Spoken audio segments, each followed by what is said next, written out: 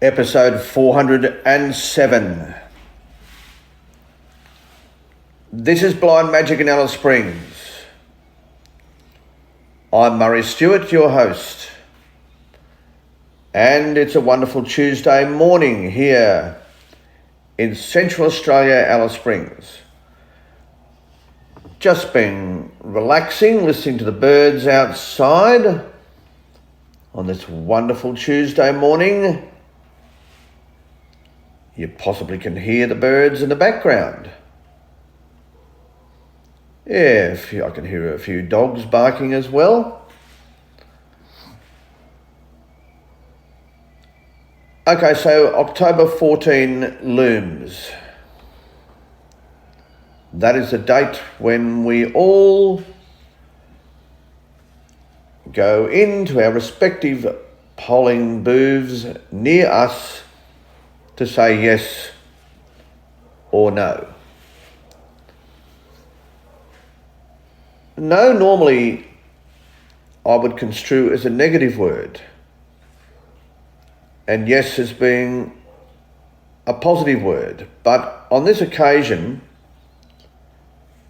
as was stated by the Prime Minister yesterday, I can but only disagree with him when he said exactly what I just said and used that argument to prosper the yes vote, saying that yes is positive and no is negative. Well, the way in which it's been put in this referendum, and if you've been watching or listening to the various campaigns, it's actually quite the reverse on this occasion. I've seen no big plans put before the Australian people as to why the yes vote is a good thing. There is no big vision. It's been nothing but putting people down, calling people names, and being extremely negative. In fact, even the campaign itself is negative. Got this Indigenous boy saying, well, unless you vote yes, I can't achieve anything. And that's just simply not true. This is the best country in the world from which anyone can succeed, whether you're Indigenous, whether you're disabled, whether you're a man, whether you're a woman. Anyone who's disadvantaged can succeed here in Australia. I've said that of people like myself being vision impaired, there are amazing opportunities for people such as me in Australia. I don't need some special voice to Canberra to ensure that I can be successful. I can do it myself. The platforms are there. The NDIS is amazing for people with disabilities. The over $30 billion that we spend on 52 separate agencies under the banner of closing the gap is the platform from which Indigenous people can fly and be amazing. You see, if you vote no or yes, that should hopefully all continue. Those platforms, the safety nets. But I really do get very, very frustrated by this patronising notion that if you don't vote yes, then you're somehow negative. I don't see that at all. At all. I'm positive today, and I'll be positive again tomorrow about the prospects for Indigenous people in this country. I've always said that if we get it right, we would win the Olympics. If we had more Indigenous young people involved in athletics and in other sports, we would win the Olympics because they are natural movers. They are natural athletes. They have the gift of the fast twitch fibres. They do. A voice is not going to make those prospects any better or any worse. The body movement talent will never change. It's God-given. Their incredible hand-eye coordination will never change. It's God-given. Indigenous people are amazing. And they can, they will, they should, and they must be amazing into the future. And whether we vote yes or no should not change that. My concern is, if we vote yes, then we're going to have an elite group that will ostracise Indigenous people from having their say, from being brilliant. Because unless you follow the narrative of this elite group, you won't get funding, you won't get support, and you certainly won't get a voice. You see now, even today, if I wanted to write to the Prime Minister, all I need to do is to sit down with a support worker, look up his office email address, and away I go, straight through. That's the same with everybody. This is a free country. This is a democratic country. This is an amazing country. You don't need some specialist body to represent you. You don't. I don't. You don't. None of us do. We can represent ourselves. We can promote ourselves. We can do it ourselves. So if the no vote gets up, and I suspect strongly it will, but if the no vote does get up, that's positive. It's not a rejection of anything other than a rejection of a race-based approach. It'll also be a rejection of segregation and a rejection of the notion of an elite body surfing above every other Indigenous person in Australia.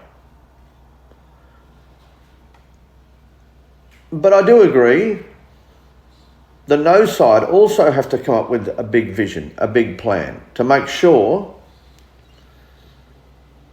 that these amazing talents that I speak of are further advanced. In other words, encouraged, promoted,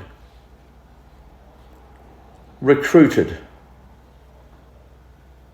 And we all can be a part of that, as we all have been.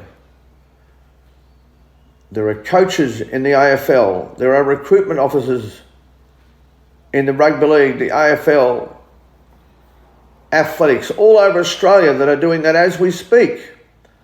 They're not doing it through any specialist body. They're doing it because they want the very, very best athletes on their team and in their group, in their squad. You see, nothing needs to change. Absolutely nothing needs to change after October 14. But what I hope does cease is a negative conduct of those who wish to call fellow Australians negative, nasty, horrible names. I hope that stops. I hope all the division stops. As of midnight on October 14, what needs to start is us just getting on with getting on and being, as I believe we are, and that is the best nation on earth, with the most amazing talented people on earth, not just Indigenous people, but many, many people throughout Australia who have amazing talents, who need us to be together so they can move forward and explode their gifts upon all of us and within our teams.